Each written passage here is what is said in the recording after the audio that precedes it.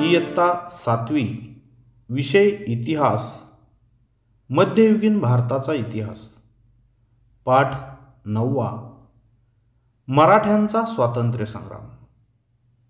नमस्कार विद्यार्थी मित्र हो, मागील काही पाठांमध्ये आपण छत्रपती शिवाजी महाराजांचे बालपण, त्यांनी उभा केलेले स्वराज्य, त्यासाठी त्यांना करावा लागलेला संघर्ष,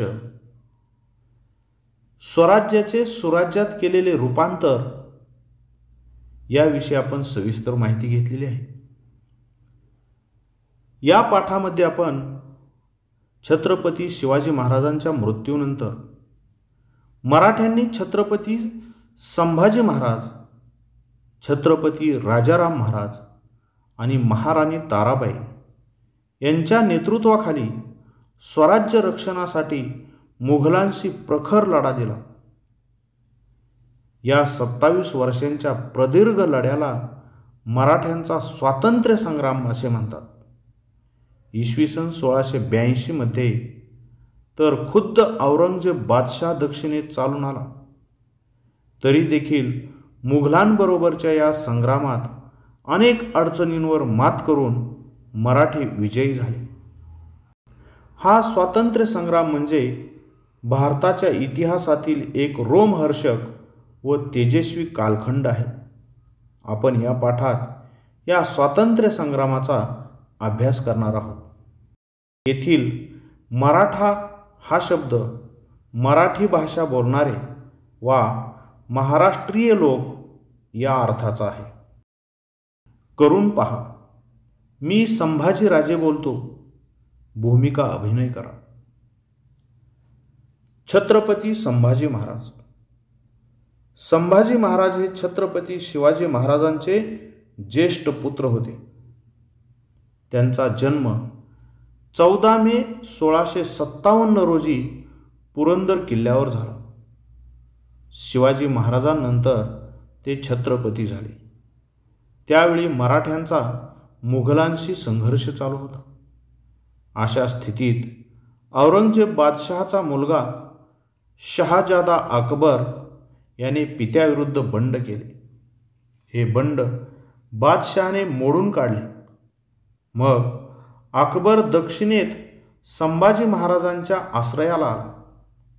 त्याचे पारिपत्य करण्यासाठी बादशहा स्वतः इसवी सन 1682 मध्ये दक्षिणेत आला। त्याच्याबरोबर अफाट सैन्य आणि प्रभावी तोफखाना होता। त्याने जंजिऱ्याच्या सिद्धीला मराठ्यांच्या विरुद्ध मोहीम हाती घेण्यास सांगितले। पोर्तुगीजांनाही आपल्या बाजूला वळवून घेतले। यामुळे संभाजी महाराजांवर एकाच वेळी अनेक शत्रूंना तोंड देण्याचा प्रसंग आला। संभाजी महाराजांची कारकीर्द ही शिवाजी महाराजांच्या नंतर झालेल्या मराठ्यांच्या स्वातंत्र्य संग्रामाचे पहिले पर्व होय। महाराजांनी आपल्या कारकिर्दीतच त्यांना मुलकी राज्यकारभाराचे व लष्करी मोहिमांचे उत्कृष्ट शिक्षण दिले होते। वयाच्या 14व्या वर्षापासून ते राज्याचा कारभार व सैन्याचे आधिपत्य यात लक्ष घालू लागले होते। युवराज असतानाच त्यांनी मुघलांच्या व आदिलशहाच्या अनेक प्रदेशांवर स्वाऱ्या केल्या होत्या। त्यांच्या युद्ध कौशल्याचे वर्णन त्यावेळचा फ्रेंच प्रवासी ॲबे कॅरे म्हणतो, हा युवराज लहान असला तरी धैर्यशील आणि आपल्या पित्याच्या कीर्तीस साजेल असाच शूरवीर आहे। संभाजी महाराज छत्रपती झाल्यावर मराठ्यांचा मुघलांशी संघर्ष अधिकच तीव्र झाला। काबूलपासून कन्याकुमारीपर्यंत मुघलांचा एकछत्री अंमल निर्माण करण्याचा औरंगजेबाचा उद्देश होता। आपल्या प्रचंड लष्करी व आर्थिक शक्तीने मराठ्यांचे राज्य साफ बुडवून टाकायचे असे त्याचे स्वप्न होते। पण संभाजी महाराजांनी आपल्या पराक्रमाने व युद्ध कौशल्याने त्याचे हे स्वप्न धुळीस मिळवले। त्यांच्या फौजेच्या तुकड्या अनेक मुघली प्रदेशात स्वाऱ्या करत होत्या। मराठ्यांचा नाशिक जवळचा रामशेजचा किल्ला तर बादशहाच्या सेनानींना दीर्घकाळ प्रयत्न करूनही घेता आला नाही. अशा प्रकारे संभाजी महाराजांच्या पराक्रमाने औरंगजेब जेरीस आला होता. त्यामुळे एकदा अत्यंत संतापाने त्याने आपल्या डोक्यावरचे पागोटे जमिनीवर आपटले व प्रतिज्ञा केली की या संभाजीचा पाडाव करीपर्यंत मी पुन्हा पागोटे घालणार नाही. संभाजी महाराजांनी औरंगजेबाला इतके हतबल करून टाकले होते. माहीत आहे का तुम्हाला?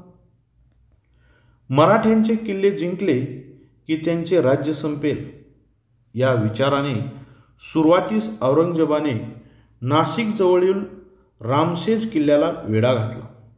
औरंगजेबाची सैन्य संख्या मोठी होती. मराठ्यांची सैन्य संख्या अतिशय कमी होती, पण त्यांनी चिवट प्रतिकार केला. हा वेढा पुढे 5 वर्ष चालला. मुठभर मराठी सैनिकांनी केलेला हा पराक्रम अद्वितीय होता. मराठ्यांच्या चिवट प्रतिकारामुळे मराठ्यांशी संघर्ष करणे अवघड असल्याची जाणीव औरंगजेबाला झाली. सिद्धी मोहीम. जंजिऱ्याचा सिद्धी मराठी मुलखाला उपद्रव देत होते. मराठ्यांच्या मुलखावर धाडी टाकून तो जाळपोळ, लुटालूट व अत्याचार करत असे. घरात जैसा उंदीर तैसा राज्यात सिद्धी असे त्याचे वर्णन सभासदांनी केले आहे. संभाजी महाराजांनी इसवी सन 1682 मध्ये त्याच्या विरुद्ध मोहीम उघडली. त्यांच्या सैन्याने त्याच्या ताब्यातील दंडाराजपुरी या किल्ल्याला वेढा घातला आणि जंजिऱ्यावरही तोफांचा भडीमार केला. परंतु त्याचवेळी मुघलांचे सैन्य स्वराज्यावर चालून आले. त्यामुळे जंजिऱ्याची मोहीम अर्धवट सोडून संभाजी महाराजांना माघारी फिरावी लागली. पोर्तुगीजांविरुद्ध मोहीम. गोव्याच्या पोर्तुगीजांनी संभाजी महाराजांच्या विरुद्ध बादशहाशी हातमिळवणी केली होती. त्यामुळे त्यांनी पोर्तुगीजांना धडा शिकवण्याचे ठरवले. त्यांनी इसवी सन 1683 मध्ये पोर्तुगीजांच्या रेवदंडा बंदरावर हल्ला केला. प्रत्युत्तर म्हणून पोर्तुगीजांनी गोव्याच्या सीमेवरील मराठ्यांच्या फोंडा किल्ल्यास वेढा घातला. मराठ्यांनी वेढा मोडून काढला आणि गोव्यावर चढाई केली. या लढाईत येसाजी कंक याने पराक्रमाची शर्त केली. यात पोर्तुगीज गव्हर्नर घायाळ झाला. त्याला माघार घ्यावी लागली. संभाजी महाराजांनी त्याचा पाठलाग केला. पोर्तुगीज मोठ्या संकटात सापडले. त्याचवेळी मुघलांनी दक्षिण कोकणवर आक्रमण केल्याची बातमी संभाजी महाराजांना मिळाली. त्यामुळे हाताशी आलेला गोव्याचा विजय सोडून त्यांना मुघलांचा प्रतिकार करण्यासाठी परतावे लागले. आदिलशाही व कुतुबशाहीचा शेवट. औरंगजेबाला मराठ्यांविरुद्धच्या मोहिमेत यश येत नव्हते. त्यामुळे त्याने ती मोहीम स्थगित केली. त्यानंतर त्याने आपला मोर्चा आदिलशाही व कुतुबशाही या राज्यांकडे वळवला. औरंगजेबाने ती राज्य जिंकून घेतली. या दोन्ही राज्यांची संपत्ती व लष्कर मुघलांच्या हाती आल्यामुळे औरंगजेबाची स्थिती मजबूत झाली. त्यानंतर मराठ्यांचा पाडाव करण्यावर आपली सर्व शक्ती केंद्रित केली. त्यांच्या प्रदेशावर चोहोबाजूंनी हल्ले चढवले. मुघल सेनेचा प्रतिकार करताना मराठ्यांचा सेनापती हंबीरराव मोहिते मारला गेला. त्यामुळे संभाजी महाराजांची लष्करी बाजू कमकुवत झाली. संभाजी महाराजांचा मुलकी कारभार. संभाजी महाराजांनी युद्धाच्या या धामधुमीत आपल्या मुलकी राज्यकारभाराकडे दुर्लक्ष केले नाही. त्यांनी शिवरायांच्या काळातील चोख न्याय व महसूल व्यवस्था तशीच पुढे चालू ठेवली. स्वराज्याविरुद्ध बंडखोरी करणाऱ्यांना तसेच सामान्य प्रजेला त्रास देणाऱ्या वतनदारांना त्यांनी कठोर शासन केले. महाराणी येसूबाईंना राज्यकारभाराचे अधिकार दिले. त्यांचा स्वतःचा शिक्का करून दिला. शिवरायांचे प्रजाहिताचे धोरण त्यांनी आपल्या कारकिर्दीत पुढे चालवले. संभाजी महाराजांना संस्कृतसह अनेक भाषा अवगत होत्या. त्यांनी ग्रंथ लेखनही केले आहे. राजनीतीवरील प्राचीन भारतीय ग्रंथांचे अवलोकन करून त्याचे सार बुधभूषण या ग्रंथात मांडले. माहीत आहे का तुम्हाला? संभाजी महाराजांनी बुधभूषण या ग्रंथाची रचना संस्कृत भाषेत केली. त्यातील दुसऱ्या अध्यायात राजनीतीची चर्चा आलेली आहे. त्यात राजाची लक्षणे, प्रधान, राजपुत्र, त्यांचे शिक्षण व कार्य, राजाचे सल्लागार, गड व गडावरील साहित्य, लष्कर, राजाची कर्तव्ये, हेर व्यवस्था इत्यादींविषयी माहिती दिलेली आहे. संभाजी महाराजांचा मृत्यू. औरंगजेब संभाजी महाराजांना नमवण्यासाठी प्रयत्नांची पराकाष्ठा करत होता. त्याने मुकर्रब खान याची नेमणूक कोल्हापूर प्रांतावर केली होती. महाराज कोकणातील संगमेश्वर येथे असल्याची बातमी मुकर्रब खानास कळली. तेव्हा त्याने छापा घालून संभाजी महाराजांना पकडले. बादशहापुढे नेण्यात आल्यावर त्याच्यापुढे ते अतिशय बाणेदारपणे वागले. मग बादशहाच्या हुकमाने 11 मार्च 1689 रोजी अत्यंत अमानुषपणे त्यांना ठार करण्यात आले. मराठ्यांचा हा छत्रपती स्वाभिमान न सोडता अत्यंत धीरोदात्तपणे मृत्यूला सामोरा गेला. त्यांच्या बलिदानापासून प्रेरणा घेऊन मराठ्यांनी मुघलांविरुद्धचा संघर्ष अधिकच तीव्र केला. छत्रपती राजाराम महाराज. राजाराम महाराज हे छत्रपती शिवाजी महाराजांचे द्वितीय पुत्र होत. त्यांचा जन्म 24 फेब्रुवारी 1670 रोजी रायगडावर झाला. संभाजी महाराजांच्या मृत्यूनंतर ते छत्रपती झाले. आता मराठ्यांचे राज्य जिंकून घेण्याचे आपले स्वप्न साकार होणार असे औरंगजेबाला वाटू लागले. म्हणून त्याने रायगडला वेढा घालण्यासाठी झुल्फिकार खानला पाठवले. त्यावेळी राजाराम महाराज व त्यांच्या पत्नी महाराणी ताराबाई तसेच संभाजी महाराजांच्या पत्नी येसूबाई व पुत्र शाहू हे रायगडावरच होते. या सर्वांनी एकाच ठिकाणी राहणे धोक्याचे होते. या प्रसंगी येसूबाईंनी या अभूतपूर्व संकटाला धैर्याने तोंड दिले. कोणत्याही परिस्थितीत मुघलांना शरण जायचे नाही असे ठरवून त्यांनी रायगडावर महत्त्वाचे राजनैतिक निर्णय घेतले. त्यानुसार राजाराम महाराजांनी रायगडाच्या वेढ्यातून बाहेर पडावे आणि आवश्यकता भासल्यास दूरवर जिंजीला जावे असे ठरले.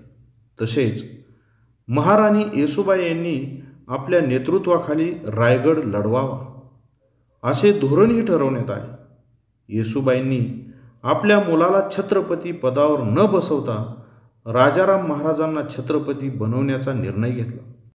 त्यांचा हा निर्णय हे स्वराज्य प्रेमाचे व पराकोटीच्या स्वार्थ त्यागाचे उदाहरण होय.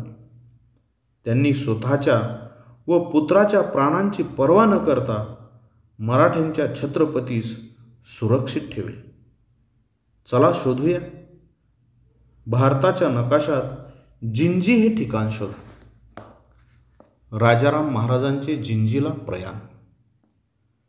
5 एप्रिल 1689 रोजी राजाराम महाराज आपल्या काही सहकाऱ्यांसह रायगडाच्या वेढ्यातून निसटले. त्यांनी दक्षिणेत जिंजीला जाण्याचा निर्णय घेतला. जिंजीचा किल्ला अभेद्य होता. हा किल्ला जिंकून घेणे मुघलांना सोपे नव्हते. प्रल्हाद निराजी, खंडो बल्लाळ, रूपाजी भोसले इत्यादी विश्वासू लोकांना बरोबर घेऊन राजाराम महाराज जिंजीला पोहोचले. मराठ्यांच्या हालचाली. मुघल सामर्थ्यापुढे रायगड दीर्घकाळ लढवणे कठीण होते. मुघलांनी नोव्हेंबर 1689 मध्ये रायगड ताब्यात घेतला आणि महाराणी येसूबाई व शाहू यांना कैद केले. जिंजीला जाताना राजाराम महाराजांनी मुघलांविरुद्धच्या संघर्षाची जबाबदारी रामचंद्रपंत अमात्य, शंकराजी नारायण सचिव, संताजी घोरपडे व धनाजी जाधव यांच्यावर सोपवली. मराठ्यांच्या दृष्टीने परिस्थिती आणीबाणीची होती. औरंगजेबाने मराठ्यांच्या सरदारांना वतने व जहागिरी देऊन आपल्या बाजूला वळवून घेतले होते. त्याला शह देण्यासाठी राजाराम महाराजांनी तेच तंत्र वापरले. मुघल प्रदेश जिंकल्यास त्या प्रदेशाची जहागीर तो प्रदेश जिंकणाऱ्या सरदारास दिली जाईल असे आश्वासन देण्यात आले. छत्रपतींच्या या आश्वासनानंतर अनेक पराक्रमी सरदार पुढे आले. त्यांनी मुघल प्रदेशावर धडाक्याने आक्रमणाला सुरुवात केली. मुघल सेनानींना पराभूत केले. या पराक्रमात संताजी व धनाजी आघाडीवर होते. त्यांचे अनपेक्षित हल्ले व गनिमी कावा या युद्धतंत्रामुळे मुघलांना आपल्या प्रचंड साधन सामुग्रीचा व अवजड तोफखान्याचा उपयोग करणे कठीण झाले. फारसे किल्ले, प्रदेश व खजिना ताब्यात नसताना मराठ्यांनी त्यांना सळो की पळो करून सोडले. एकदा तर संताजी घोरपडे व विठोजी चव्हाण यांनी बादशहाच्या छावणीवर अचानक हल्ला करून त्याच्या तंबूवरील सोन्याचा कळस कापून आणला होता. माहीत आहे का तुम्हाला? धनाजीस मुघल सैनिक इतके भीत की घोडा पाणी पिताना बुजला तर ते त्याला विचारत, का रे, तुला पाण्यात धनाजी दिसतो का? जिंजीला वेढा. रायगड ताब्यात घेतल्यावर बादशहाने जुल्फिकार खानाला दक्षिणेस जिंजीच्या स्वारीवर पाठवले. त्याने जिंजीला वेढा घातला. मराठ्यांनी जिंजीचा किल्ला जवळजवळ 8 वर्ष निकराने लढवला. संताजी व धनाजी यांनी वेढा घातलेल्या मुघल सेनेवर बाहेरून प्रखर हल्ले चढवले. अखेरीस राजाराम महाराज वेढ्यातून बाहेर पडून महाराष्ट्रात परतले. त्यानंतर जुल्फिकार खानाने जिंजीचा किल्ला जिंकून घेतला. राजाराम महाराज परत आल्यामुळे मराठ्यांचा जोर अधिकच वाढला.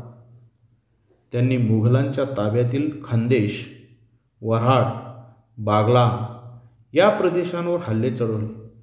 राजाराम महाराजांनी आपल्या समंजस वृत्तीने व मुत्सद्देगिरीने संताजी व धनाजी यांच्यासारखे शेकडो मराठावीर तयार केले. त्यांच्यात स्वराज्य रक्षणाची प्रेरणा निर्माण करून मोलाची कामगिरी पार पाडली. परंतु हे सर्व घडत असताना 2 मार्च 1700 मध्ये राजाराम महाराजांचे अल्पशा आजाराने सिंहगडावर निधन झाले. राजाराम महाराज विचारी आणि मनमिळावू स्वभावाचे होते. मराठी राज्यातील सर्व कर्तबगार माणसांना त्यांनी एकत्र आणले, त्यांची एकजूट केली व त्यांच्यात चैतन्य निर्माण केले. संभाजी महाराजांच्या मृत्यूनंतर 11 वर्ष त्यांनी औरंगजेबाला मोठ्या धैर्याने व चिकाटीने टक्कर दिली. अत्यंत कठीण समयी स्वराज्याचे संरक्षण ही राजाराम महाराजांची सर्वात मोठी कामगिरी होय. रियासतकार गोस सरदेसाई यांनी छत्रपती राजाराम यांचे वर्णन करताना स्थिर बुद्धी या विशेषणाचा उपयोग केला आहे. त्यांनी केलेला हा उल्लेख पूर्णपणे यथार्थ वाटतो. करून पहा. तुमच्या परिसरातील विविध क्षेत्रात उल्लेखनीय कामगिरी केलेल्या महिलांची मुलाखत घ्या. महाराणी ताराबाई. छत्रपती राजाराम महाराजांच्या मृत्यूनंतर औरंगजेबाला वाटले की आपण संघर्ष जिंकला. परिस्थिती मात्र उलट होती. औरंगजेब लढायांमागून लढाया जिंकत होता, पण त्याला युद्ध मात्र जिंकता येत नव्हते. अत्यंत विपरीत परिस्थितीत स्वराज्याचे नेतृत्व करण्यास राजाराम महाराजांच्या कर्तबगार पत्नी महाराणी ताराबाई पुढे आल्या. मुघल इतिहासकार खापी खान याने महाराणी ताराबाई यांचे वर्णन पुढील शब्दात केले आहे. ती ताराबाई बुद्धिमान आणि शहाणी होती. सैन्याची व्यवस्था आणि राज्यकारभार या बाबतीत नवऱ्याच्या हयातीतच तिचा मोठा लौकिक झाला होता. छत्रपती राजाराम महाराजांच्या मृत्यूनंतर महाराणी ताराबाईंनी आपल्या सरदारांच्या सहाय्याने अत्यंत प्रतिकूल परिस्थितीत स्वराज्याचा संघर्ष नेटाने पुढे चालू ठेवला. औरंगजेबाने सातारा, पन्हाळा ही मराठ्यांची ठिकाणे जिंकली, तर मराठ्यांनी मुघलांच्या मध्य प्रदेश, गुजरात या प्रदेशात धडक मारली. ताराबाईंनी युद्धाचे क्षेत्र विस्तारले. कृष्णाजी सावंत, खंडेराव दाभाडे, धनाजी जाधव, नेमाजी शिंदे हे सरदार महाराष्ट्राबाहेर मुघलांविरुद्ध संघर्ष करू लागले. युद्धाचे पारडे बदलत चालल्याची ही खूण होती. महाराणी ताराबाईंनी 7 वर्ष संघर्ष केला, राज्य राखले, सगळा कारभार एक हाती घेऊन सरदारांना स्वराज्य कार्याला जोडून घेतले. शिरोंज, मंदसौर, माळवा येथपर्यंत मराठे सरदार मुघलांविरुद्ध लढू लागले. खापी खान लिहितो, राजारामाची बायको ताराबाई हिने विलक्षण धामधूम उडवली. तीत तिच्या सैन्याच्या नेतृत्वाचे आणि मोहिमांच्या व्यवस्थेचे गुण प्रकर्षाने प्रकट झाले.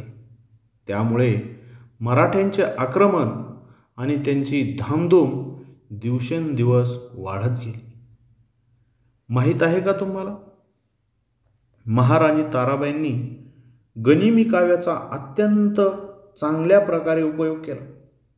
औरंगजेबाच्या सैन्यापुढे मराठ्यांची ताकद अत्यंत कमी होती. औरंगजेब किल्ला जिंकण्यासाठी किल्ल्याला वेढा टाकायचा.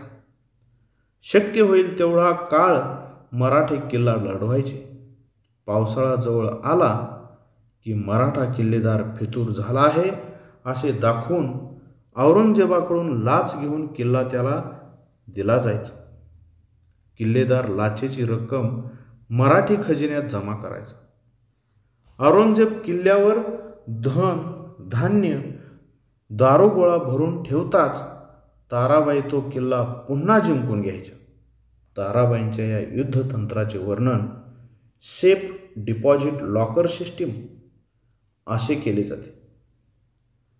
माहीत आहे का तुम्हाला, ताराबाईंच्या कर्तृत्वाचे वर्णन करताना शिवभारतकार परमानंदाचा मुलगा कवी देवदत्त याने म्हटले आहे, ताराबाई रामराणी भद्रकाली कोपली, दिल्ली झाली दीनवाणी, दिल्लीशाचे गेले पाणी. रामराणी भद्रकाली रणरंगी क्रुद्ध झाली, प्रयत्नाची वेळ आली, मुघल हो सांभाळा. अशा प्रकारे छत्रपती शिवाजी महाराजांच्या पराक्रमाचा वारसा महाराणी ताराबाईंनी पुढे चालवला. मराठ्यांच्या या आक्रमक चढायांमुळे औरंगजेब हताश झाला. सतत 25 वर्ष मुघल मराठे संघर्ष चालू होता. मराठ्यांचा पाडाव करणे मुघलांना जमले नाही. अशा परिस्थितीत औरंगजेब बादशहाचा इसवी सन 1707 मध्ये अहमदनगर येथे मृत्यू झाला. त्याच्या मृत्यूबरोबरच मराठ्यांचा स्वातंत्र्य संग्राम समाप्त झाला. मराठ्यांचा हा स्वातंत्र्य संग्राम म्हणजे मुघल सत्ताधीशांनी बाळगलेली साम्राज्याची लालसा आणि मराठ्यांच्या मनातील स्वातंत्र्याची आकांक्षा यांच्यातील हा लढा होता. त्यात मराठ्यांचा विजय झाला. इतकेच नव्हे तर नंतरच्या काळात औरंगजेबाच्या मृत्यूमुळे निर्माण झालेली राजकीय पोकळी भरून काढण्यात मराठे अग्रेसर राहिले. दिल्लीच्या तख्तावर नियंत्रण ठेवत त्यांनी जवळपास सर्व हिंदुस्थानचा कारभार पाहिला व रक्षणही केले. त्यामुळे 18वे शतक हे मराठ्यांचे शतक मानले जाते. या शतकातील मराठ्यांच्या कामगिरीचा इतिहास आपण पुढील पाठात पाहणार आहोत. तत्पूर्वी आपण छत्रपती शिवाजी महाराजांच्या भोसले घराण्याची वंशावळ पाहूयात. भोसले घराण्याची वंशावळ पाहताना सर्वप्रथम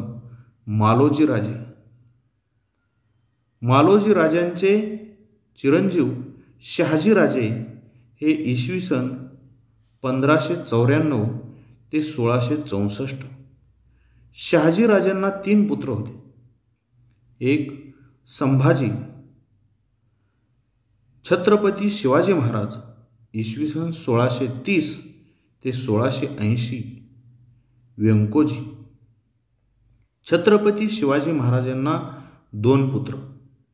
त्यामध्ये छत्रपती संभाजी महाराज इसवी सन 1657 ते 1689.